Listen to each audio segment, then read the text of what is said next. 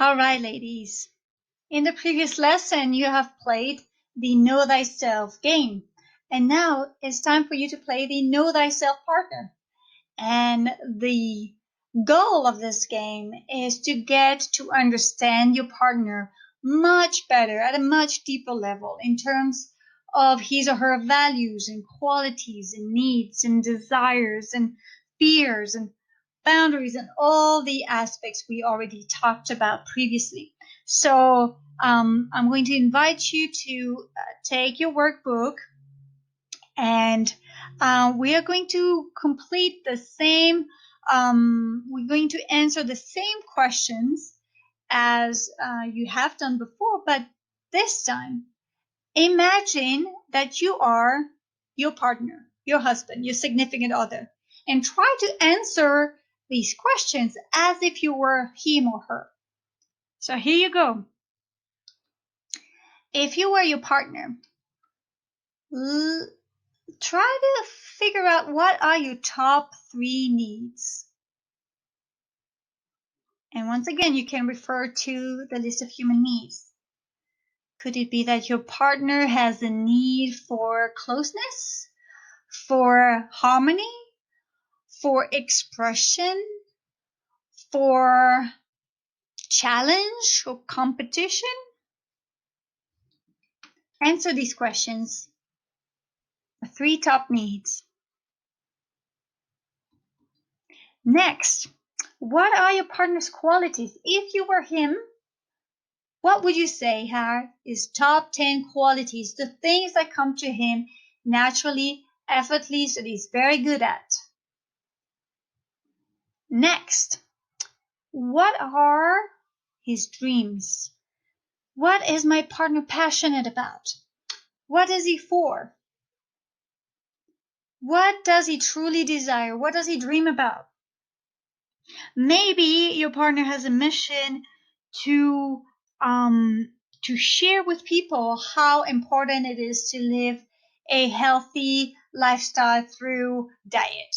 You know, maybe he's into exercising a lot and he wants to share his knowledge out to other people through his work, through his business, through his hobby. That could be a passion that he has. And if you're not too sure about your partner's dream, or what he's truly passionate about or for, you can ask him. Next, what are his values? What does my partner value? What truly matters to him? And same as what we've discussed before, it could be that you're not very clear on his values and you might have to think about the stuff that he disagrees with, the things he's against, and then turn it around into the positive to figure out what he truly values, what is most important to him.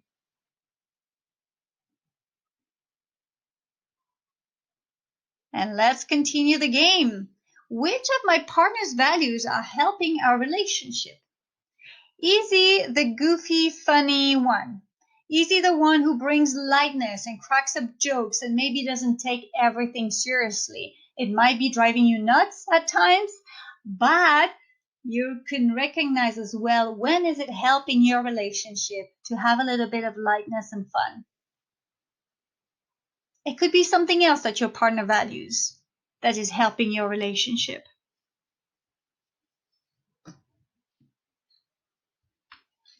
How about his or her beliefs? What does my partner believe in? What holds true to him or her? Same thing as before. What does he or she not believe in? Does your partner not believe in, let's say, in being inactive? Maybe your partner wants to be on the go, go, go all the time. Maybe doesn't want to be, maybe doesn't believe in downtime. And what beliefs are helping? What are some of your partner's beliefs that are helping your relationship?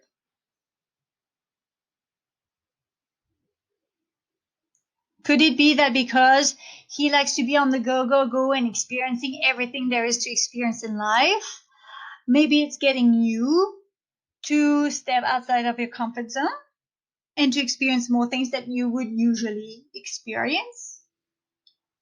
And I get it, at times it might be a little challenging.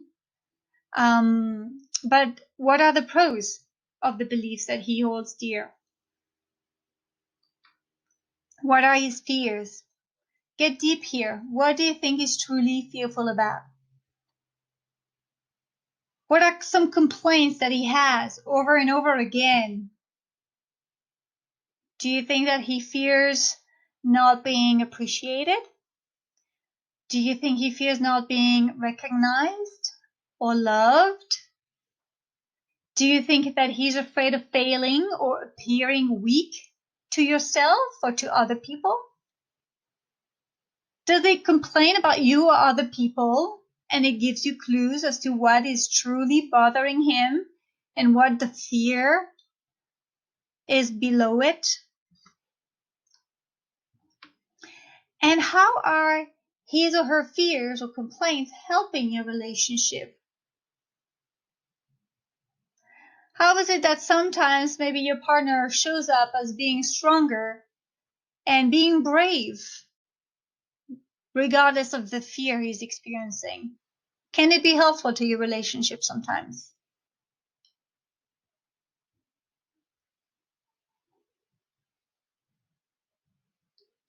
Expectations.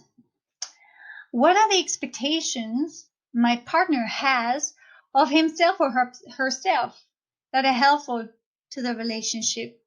Imagine that you're your partner. What kind of expectation does he put upon himself? And how are some of these expectations helping you guys or your family? And how about what are the expectations my partner has of me that are actually helping our relationship? Could it be that your partner expects some order in the house? Maybe because he has this value for order and stability. And maybe this expectation is a bit too much for you. And yet it might help you guys to have a more stable, orderly home. Could it be? Think of these expectations. How about boundaries? What are some boundaries that my partner has that are helpful to our relationship? I can think of one that my partner has. I was frustrated with him, with my husband. He had not been communicating with me some changes in plans, and that he would be gone for hours and hours with the work that he does with a search and rescue. He's a volunteer there. And one of the training took way longer than expected, and he had to drive and spend yet another day during our weekend, during our family time.